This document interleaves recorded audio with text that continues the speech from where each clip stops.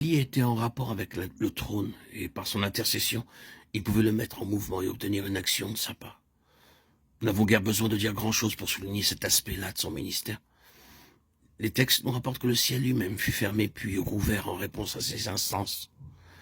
C'est qu'aussi il connaissait la pensée de Dieu qui, depuis longtemps, avait menacé son peuple de ce jugement précis s'il se détournait de lui pour servir d'autres dieux.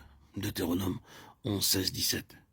Élie prend tellement fait et cause pour Dieu qu'il n'hésite pas devant l'idolâtrie persistante de ses compatriotes à solliciter de Dieu l'accomplissement du châtiment prédit.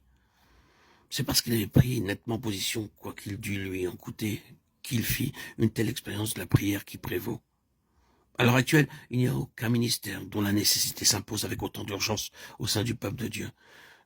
Il n'y en a aucun non plus qui réclamera de ceux qui seront appelés à tel degré d'immolation. C'est pratiquement la fin, la mort pour tout ce qui nous est personnel. Mais c'est aussi compensation bénie, la voie libre pour les glorieuses initiatives du Saint-Esprit. Sur ce chemin, Élie manie avec succès l'arme mentionnée dans Éphésiens 6, 18. Toutes sortes de prières et de supplications. Il tient bon et il obtient grâce aux arguments qu'il s'est trouvés. Le ciel se laisse fléchir et le gouvernement de Dieu redevient visible sur la terre. Grâce à Élie, la vie divine se fraye un chemin dans l'existence des autres. La résurrection du fils de la veuve de Sarepta et le récit correspondant dans le ministère d'Élisée établissent péremptoirement un fait capital. C'est qu'Élie, aussi bien que son disciple, était en contact avec la source de la vie, dans une mesure inconnue à la généralité du peuple de Dieu. C'est cela qu'il nous faut aujourd'hui. La vie, la vie, la vie divine dans n'importe quel ministère est le sceau que Dieu appose sur ce qu'il reconnaît pour sien, le poinçon dont il signe ses œuvres. Car la vie véritable ne peut venir que de lui. Aucune activité religieuse, aucun enseignement, aucune profession de foi ne sont en eux-mêmes capables de l'engendrer.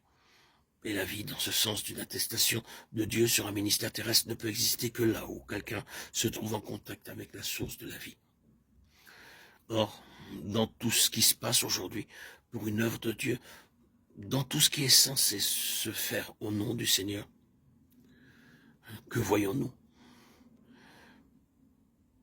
Une proportion considérable de cette activité religieuse porte l'empreinte non de la vie, mais de la mort.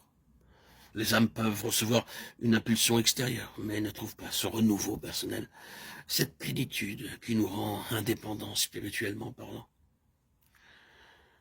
Quant à la puissance de délivrance qui devrait s'y déployer, la continuité des appels au secours montre bien qu'elle en est absente. Élie est en contact permanent avec le Dieu vivant, et la note dominante de son activité spirituelle, ce qui frappe et attire son entourage, c'est la vie. Combien d'enfants de Dieu aujourd'hui qui jettent à droite et à gauche des regards pleins de perplexité, qui soupirent après quelque chose qui fasse éclater la vie de Dieu, qui ont faim et soif d'un amour fraternel, qui soit non pas officiel et imposé, mais spontané, libre, vivant. Il semble parfois que c'est en vain que toutes ces âmes crient à Dieu. Mais non, Dieu entend. Il se prépare un instrument apte à transmettre sa vie et à répondre ainsi aux besoins toujours plus pressants qui se font jour.